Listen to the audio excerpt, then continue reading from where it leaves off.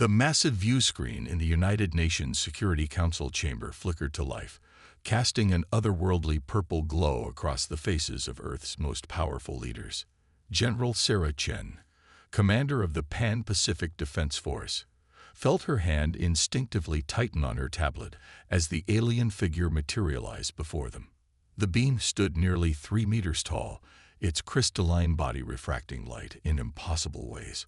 When it spoke, its voice resonated with harmonics that made the water glasses on the conference table vibrate.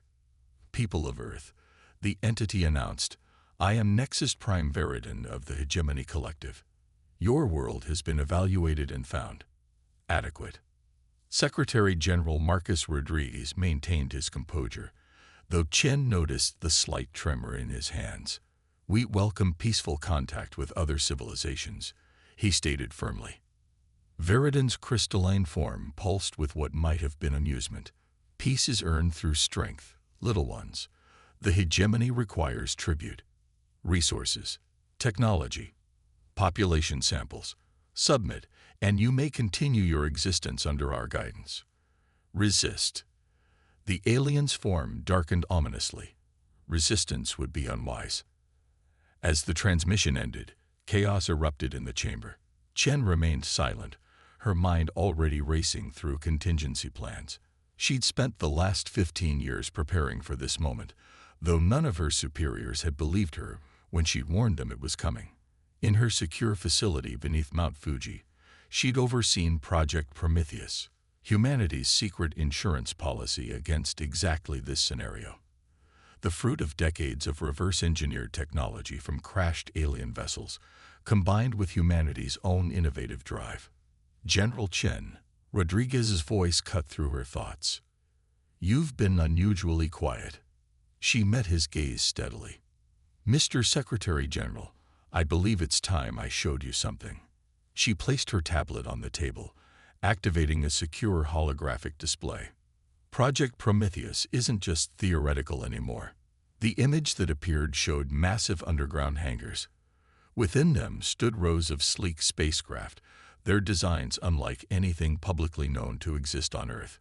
"We're not as helpless as they think we are."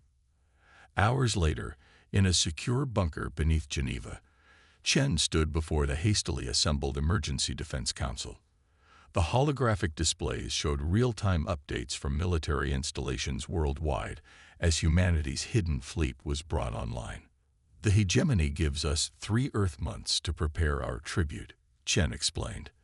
"They expect us to spend that time gathering resources and selecting our sacrifices. Instead, we'll be mobilizing the largest covert military operation in human history." Admiral James Okonjo, her longtime friend and commander of the African Space Force, leaned forward. "How many ships do we actually have, Sarah?" 257 combat-ready vessels, with another 100 nearly complete. "But our real advantage isn't in numbers." She brought up technical specifications. "Every ship in our fleet incorporates technology they won't expect us to have. Quantum phase shields, gravitational weaponry, and most importantly, the neural interface system." Dr. Elena Santos, the brilliant physicist who'd helped develop much of their advanced technology, took over the explanation. "The NIS allows our pilots to connect directly with their ships, reducing reaction times to near zero. The hegemony relies on AI for ship control. They've never encountered anything like this. And you're certain these ships will be effective against their technology?" Rodriguez asked. Chen's expression hardened. "Mr. Secretary General, 15 years ago, one of their scout ships crashed in the Sea of Japan. We've had plenty of time to study their weaknesses. They're advanced, yes, but not invincible. And they have one critical flaw: they've grown complacent. They've forgotten what it's like to face an enemy that fights back." The next weeks were a blur of activity. Around the world, hidden facilities sprang into action. Pilots who'd trained in secret for years were united with their ships. Supply lines established under the guise of civilian operations were activated. Chen watched from the bridge of the EDS Prometheus as the first wave of Earth's fleet assembled in high lunar orbit, hidden from conventional detection by their advanced stealth systems. The ships were beautiful in their deadly efficiency, clean lines and dark hulls that seemed to drink in the starlight. Fleet status, she asked her executive officer, Commander Raj Patel. All ships report ready, General. Phase shields at maximum efficiency. Weapon systems online. The Hegemony's patrol fleet hasn't detected anything unusual. Chen nodded, allowing herself a small smile. The Hegemony had demanded tribute, expecting sheep. Instead, they would face wolves. Send word to all commands, she ordered. Operation Steel Dawn is now active.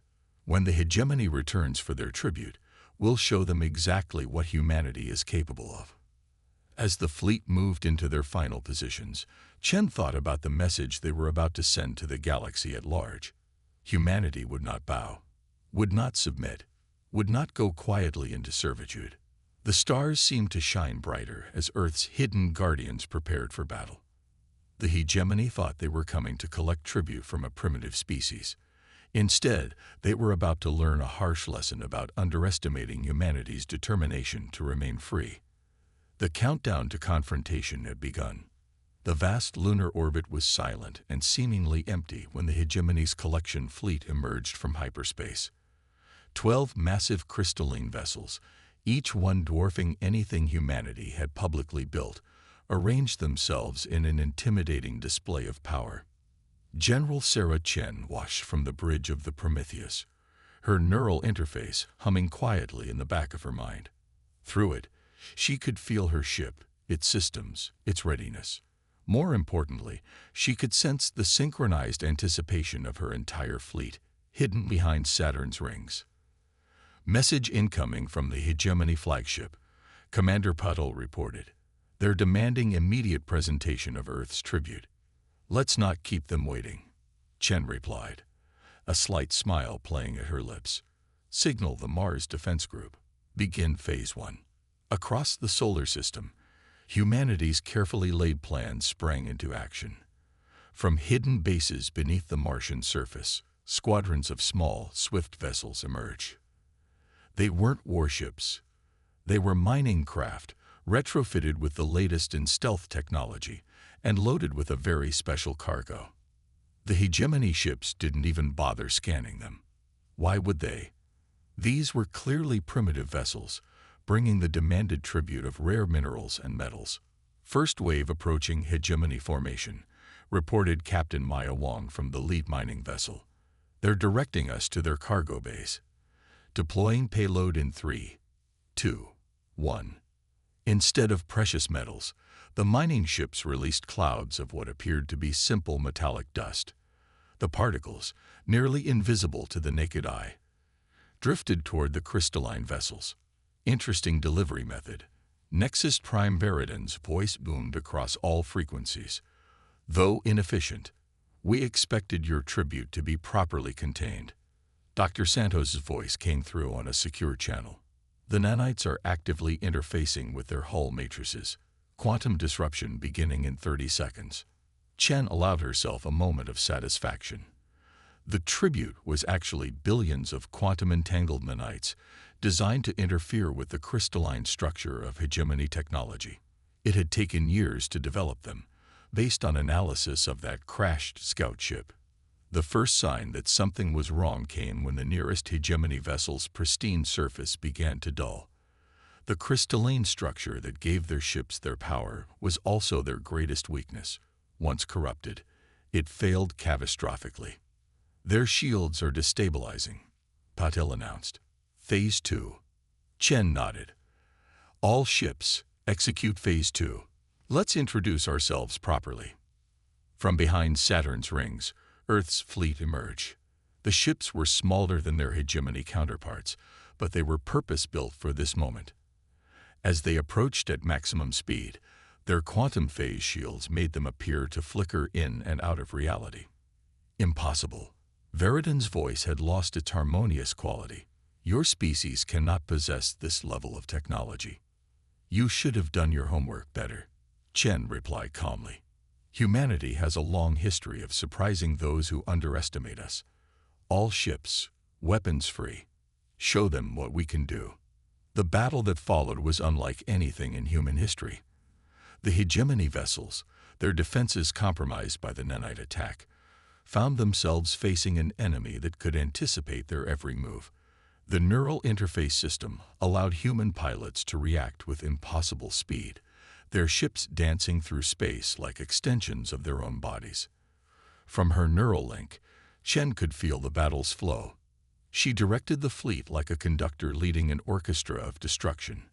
The hegemony's technological advantage was nullified by human innovation and the element of surprise. "Ma'am," Patel's voice cut through her battle focus. "The hegemony fleet is attempting to regroup. They're trying to establish a quantum tunnel for retreat." "Not today," Chen responded. "Execute Phase 3. Let's test Dr. Santos's latest innovation." From the Prometheus's bow, a beam of concentrated gravitational energy lanced out. Where it struck, space itself seemed to warp and twist. The quantum tunnel the hegemony was forming collapsed before it could stabilize. "You leave when we say you leave," Chen transmitted to the hegemony fleet. "Now about those tribute demands." Hours later, as the dust settled, Chen stood in the Prometheus's observation deck, watching escape pods from the disabled hegemony vessels being collected by recovery teams. They had won their first battle, but she knew this was just the beginning. "Message from Earth Command," Patel reported, joining her at the window. "The Secretary General wants to know our status." Chen watched as another hegemony ship's crystalline structure finally gave way, the once mighty vessel breaking apart in the void. "Tell him Operation Steel Dawn was a complete success, and tell him to prepare for Phase 4. The hegemony won't take this lying down. They'll be back, and in greater numbers. They'll be better prepared next time," Patel noted. "So will we," Chen replied. "Our shipyards are already implementing improvements based on what we learned today. And now we have captured hegemony technology to study." She turned from the window, her expression determined. "More importantly, we've shown the galaxy something crucial. Humanity isn't just another species to be conquered and exploited. We're a force to be reckoned with." As rescue operations continued and damage reports came in, Chen couldn't help but feel pride in what they'd accomplished. Humanity had faced its first real interstellar test and emerged victorious. But in her gut, she knew bigger challenges lay ahead. The hegemony would return, and they would bring the full might of their empire. But when they did, they would find a humanity ready and waiting. A humanity that had finally taken its place among the stars. "Begin fleet repair operations," she ordered. "And signal Earth Command. Tell them to activate all remaining shipyards. The real war is just beginning." The warning came from the long-range quantum sensors near Pluto's orbit. A massive hegemony battle fleet was approaching. Not dozens of ships this time, but hundreds. General Chen studied the tactical display aboard the Prometheus, her neural interface feeding her real-time updates from across the solar system. "They've brought their entire third fleet," Commander Patel noted grimly. "Over 400 capital ships, plus support vessels." Dr. Santos' hologram flickered beside them. "The captured technology from our first encounter has yielded some interesting possibilities, General, but we'll need to get creative." Chen nodded, her mind already formulating plans. In the 3 months since Operation Steel Dawn, humanity had been preparing frantically for this moment. Every ship had been upgraded, every crew drilled to perfection. But they were still outnumbered nearly 2 to 1. "Status of Project Avalanche?" Chen asked. "Ready for deployment," Santos replied. "Though I should note, it's highly experimental. The quantum cascade effect could be unpredictable." "Noted. Begin deployment to all designated points, and signal Admiral Okonjo. Execute Operation Scattered Thunder." Across the solar system, humanity's forces moved with practiced precision. The main fleet, under Chen's command, took up defensive positions around Earth. Smaller battle groups, led by Admiral Okonjo, began implementing a strategy that would have seemed insane just months ago. The hegemony fleet emerged from hyperspace in a dazzling display of crystalline might. Their ships had been modified, their hull matrices now resistant to the nanite attack that had proved so effective before. "Attention, human forces," a new voice transmitted, deeper, more resonant than Veridan's. "I am High Commander Zix Prime. Your resistance, while impressive, ends today. Surrender now, and we may yet be merciful." Chen opened a channel. "High Commander, you entered our solar system without permission and demanded tribute from a sovereign species. The only surrender today will be yours." She closed the channel and addressed her fleet. "All ships, battle formations. Remember your training. Remember what we're fighting for. Execute." The battle began with a fury that made their first encounter seem like a mere skirmish.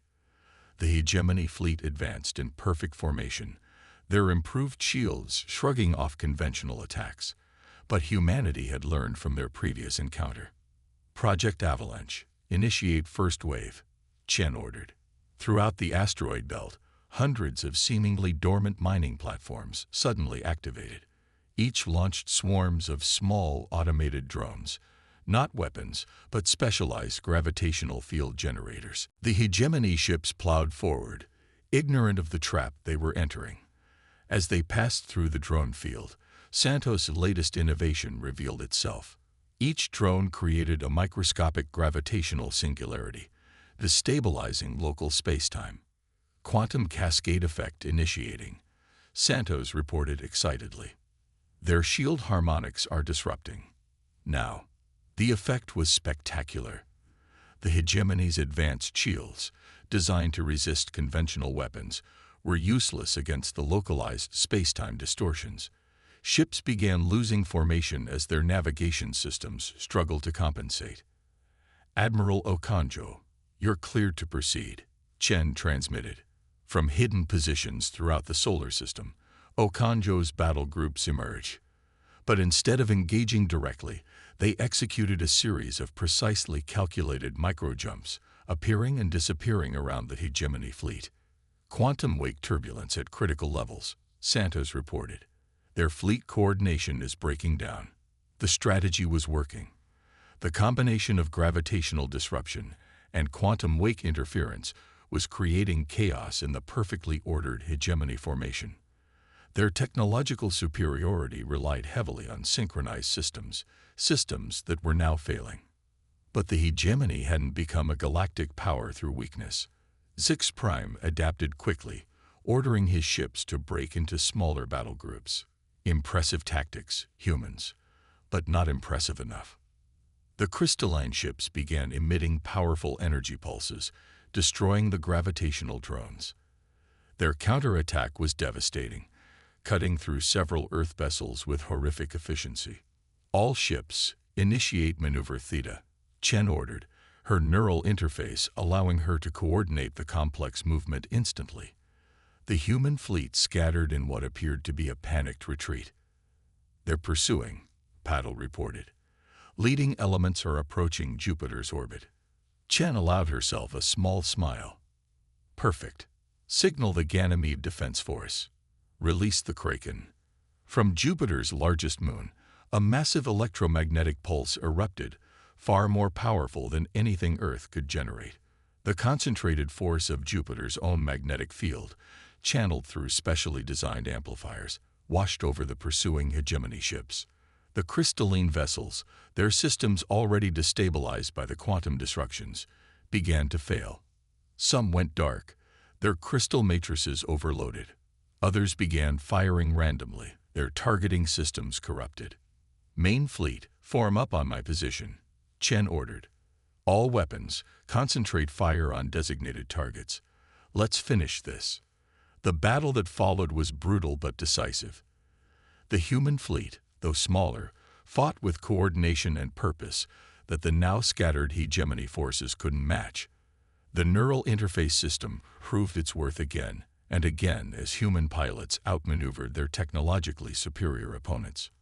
Hours later, Chen stood in the Prometheus's war room with her senior staff, reviewing the aftermath. Nearly a third of the human fleet had been destroyed or severely damaged, but the hegemony's losses were catastrophic. Their mighty third fleet was in ruins. Message from High Commander Zix Prime, Paddle reported. They're requesting terms for withdrawal. Chen studied the tactical display, watching as rescue operations continued across the solar system. Tell them we'll discuss terms, but first they need to understand something. This is our home. We will defend it. Any future interactions will be as equals, or not at all. As the adrenaline of battle faded, she felt the weight of their victory. And its cost. They had won, but the galaxy would never be the same. Humanity had proven itself a force to be reckoned with, but they had also painted a target on themselves. Dr. Santos, she called out, how soon can we begin implementing the improvements we discussed? I have a feeling we haven't seen the last of the hegemony. Actually, Santos replied, her eyes gleaming with excitement. I've been analyzing some of the data from the battle. There's something in their quantum communications that's interesting. I think we might have stumbled onto something much bigger than a simple territorial dispute. Chen raised an eyebrow. Explain. Well, Santos began, pulling up complex quantum signatures on the display. It appears the hegemony ships were receiving orders from somewhere else. Somewhere. Ancient. The war room fell silent as the implications sank in. Their victory had been significant, but it seemed they had only scratched the surface of a much larger mystery. Deep within the secured quantum research facility beneath Mount Fuji, Dr. Elena Santos stared at her holographic displays in disbelief. The data recovered from the hegemony's quantum communications was finally beginning to make sense, and the implications were staggering. General Chen, she called out, her voice trembling slightly. You need to see this. Chen approached, her neural interface automatically dimming the complex quantum formulas floating in the air. What have you found? The hegemony isn't what we thought they were. Santos began, manipulating the display to show intricate patterns of quantum energy. They're not the masters. They're the servants. Look at these command signatures embedded in their communications. The patterns shifted, revealing age markers that seemed impossible. These quantum signatures are old, General. Not hundreds or thousands of years old. Millions. Chen's expression remained carefully neutral. Explain. The hegemony's crystalline technology. It's not theirs. They're using borrowed technology, presumably from whatever civilization created these command signatures. And here's the truly fascinating part.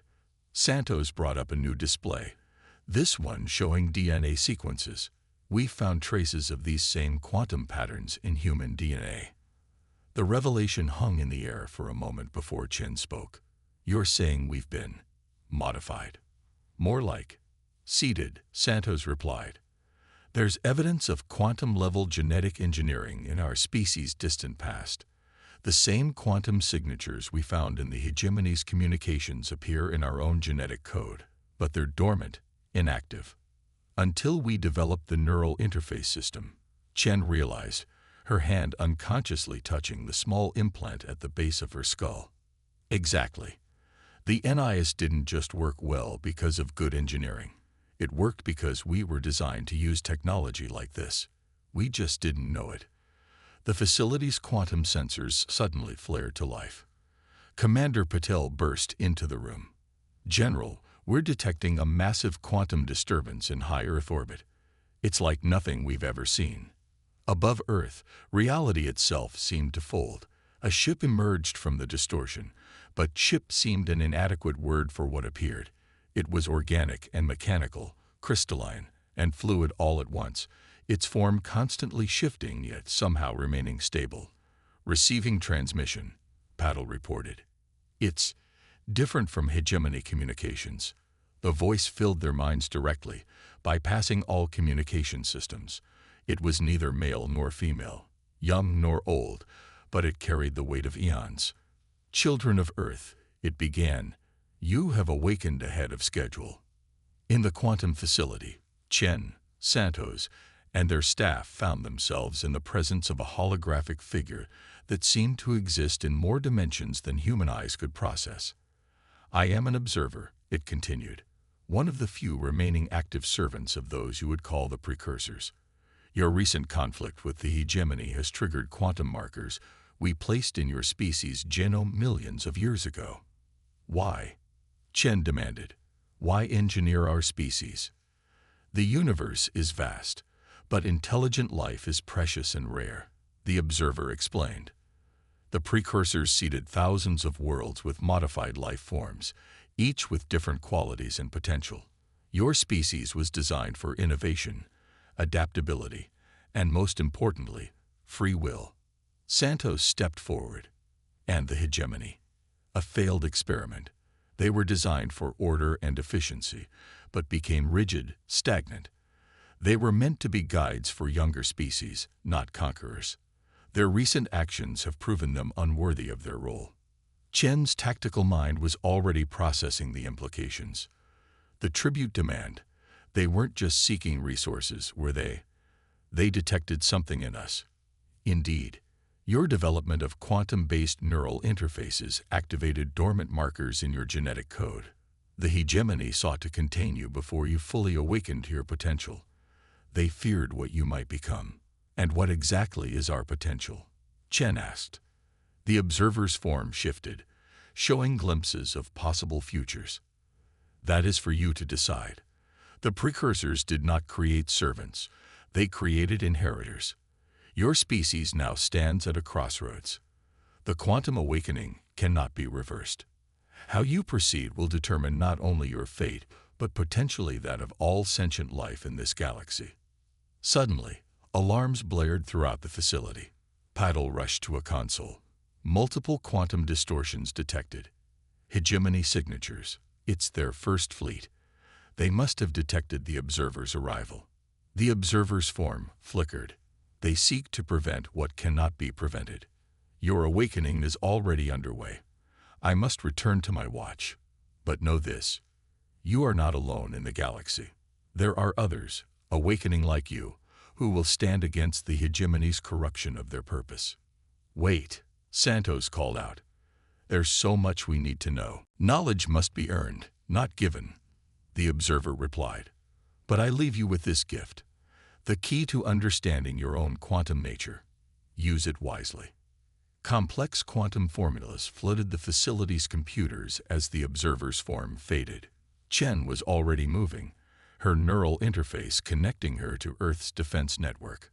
How long until the hegemony fleet arrives? She demanded. 2 hours, Paddle reported. It's their entire first fleet, over 1,000 ships. Chen turned to Santos. How quickly can you analyze what the observer gave us? Santos was already deep in the data, her eyes wide with excitement. This is incredible. The observer didn't just give us information. It gave us the keys to our own evolution. We can unlock abilities we never knew we had. Can you do it in 2 hours? Santos met her gaze. We'll have to.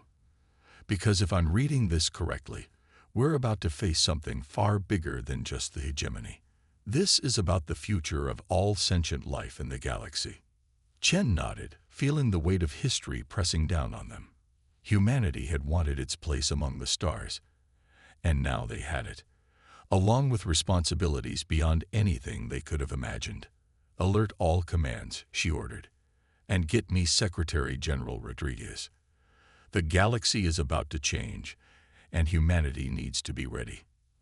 As the quantum facility hummed with activity and the countdown to the hegemony's arrival ticked away, Chen couldn't help but feel that this was what humanity had been preparing for all along. Not just a fight for survival, but a fight for the very future of consciousness in the cosmos. The final battle was approaching, and with it, the dawn of a new era for humanity and all sentient life. The quantum upgrades spread through Earth's fleet like wildfire. Dr. Santos' team worked frantically, implementing the observer's gift as the massive hegemony First Fleet approached. Through her neural interface, General Chen could feel the changes, the quantum architecture of her own DNA awakening, enhancing her connection to the ship and crew in ways that felt both alien and incredibly natural. Status report, she commanded, her consciousness now seamlessly integrated with the Prometheus' systems. Quantum awakening at 70% across the fleet, Santos reported, her own neural interface glowing with new energy. The transformation is more comprehensive than we imagined. We're not just upgrading our technology, we're evolving. Through the fleet-wide neural network, Chen could sense it. Every crew member, every ship, becoming part of something greater. The observer's gift wasn't just information. It was the key to humanity's next evolutionary step. Hegemony First Fleet dropping out of quantum space, Patil announced. They're different. The enemy fleet emerged, and Chen understood what he meant. The crystalline ships had changed, their forms now darker, more aggressive. Ancient quantum technology perverted toward destruction. They tried to force their own evolution, Santos observed, analyzing the readings. But it's unstable, unnatural. A familiar voice boomed across all frequencies. Humanity, High Commander Zix Prime declared, you meddle with forces beyond your comprehension. Surrender the observer's gift, and we may yet spare your species. Chen opened a channel. You still don't understand, do you? The observer showed us the truth. The hegemony was never meant to rule. You were meant to guide, to nurture. You've corrupted your very purpose. Purpose? Zix Prime laughed. We have transcended our purpose. We have taken what the precursors gave us and forged it into true power. Now witness that power. The hegemony fleet attacked with weapons that bent reality itself. Space twisted and burned as they unleashed their perverted quantum technology. Several Earth ships were torn apart instantly. But humanity was ready. All ships, Chen commanded, her consciousness expanding through the neural network. Execute Quantum Awakening Protocol. Show them what true evolution looks like. Earth's fleet moved as one. The neural interface system, enhanced by the observer's gift, allowed them to operate with impossible coordination. Ships flowed around enemy fire like water, their movements guided by intuition and enhanced human consciousness. Impossible. Zix Prime raged as his initial assault failed to achieve the expected devastation. No, Chen replied calmly. This is what we were meant to be. What you were meant to be before you lost your way. All ships, initiate Symphony Protocol. The human fleet began to move in complex patterns, their quantum drives synchronized through the neural network. Space itself began to resonate with their movements. They weren't just fighting the hegemony. They were conducting a quantum orchestra, with reality itself as their instrument. Santos's voice came through the network. The quantum resonance is building. Their forced evolution can't handle a harmonic interference. She was right. The hegemony ships began to show signs of strain. Their corrupted crystalline structures vibrating at frequencies they were never meant to endure. But Zix Prime wasn't finished. If we cannot have the observer's gift, none shall. The hegemony flagship began to pulse with devastating energy. We will tear this system apart. All ships, full quantum convergence, Chen ordered. Through the neural network, every human ship, every crew member, focused their awakened quantum potential into a single purpose. Space folded, time twisted. Reality itself seemed to hold its breath. The hegemony's attack met humanity's unified defense, and the result was beyond anything either side had anticipated. A quantum cascade rippled through both fleets, but where the human ships rode the wave, their natural evolution allowing them to adapt, the hegemony's forced modifications began to unravel. Their quantum matrix is collapsing, Santos reported. The instability is spreading through their entire fleet. One by one, the mighty ships of the hegemony First Fleet began to fail. Some simply went dark, their corrupted technology burning itself out. Others imploded, collapsed in on themselves as their forced quantum modifications collapsed. Zix Prime. Chen transmitted, stand down. You've lost. The hegemony commander's response was a scream of rage that cut off abruptly as his flagship vanished in a quantum implosion. In the aftermath, as rescue operations began and damage was assessed, the magnitude of what had occurred began to sink in. Humanity hadn't just won a battle. They had proven themselves worthy of the precursor's gift. Message from the Secretary General, Patil reported. Other nations are reporting similar quantum awakenings among their populations. It's not just the military. Artists, scientists, children, people everywhere are evolving. Chen stood on the Prometheus's observation deck, watching Earth's fleet regroup. Already, she could see changes in the ships themselves, their forms adapting as their crews' awakened consciousness influenced their quantum architecture. "Dr. Santos," she called out, "what's the status of the quantum awakening?" "Accelerating," Santos replied excitedly. "But it's not uniform. Each person, each group is evolving in unique ways. Artists are developing abilities to shape quantum fields into new forms of expression. Scientists are gaining intuitive understanding of universal principles. It's as if we're becoming what we were always meant to be," Chen finished. "Not soldiers, not conquerors, but explorers and creators." The neural network hummed with potential as humanity took its first steps into a new era. They had faced extinction and emerged transformed. The hegemony's defeat wasn't an end. It was a beginning. "General," Patel called out, "we're detecting quantum signatures from multiple points outside the solar system. Similar to the observers, but different." "The others," Chen realized. The observer mentioned other species awakening like us. "They're sending transmissions," Santos added. "Greeting protocols, requests for contact." They felt the quantum cascade too. "They want to talk." Chen smiled.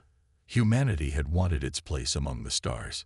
Now they had it, not through conquest or submission, but through evolution and understanding. The future stretched before them, full of possibilities they were only beginning to comprehend. "Send word to Earth Command," she ordered. "Tell them to prepare for diplomatic contact. The real journey is just beginning." As the sun rose over Earth, its light reflected off the quantum-enhanced ships of humanity's fleet. They had survived their trial by fire. They had faced ancient powers and emerged stronger. Now they would take their place among the stars not as conquerors or servants, but as guides, explorers, and creators. The dawn of a new era had arrived, and humanity was ready to help shape the galaxy's future.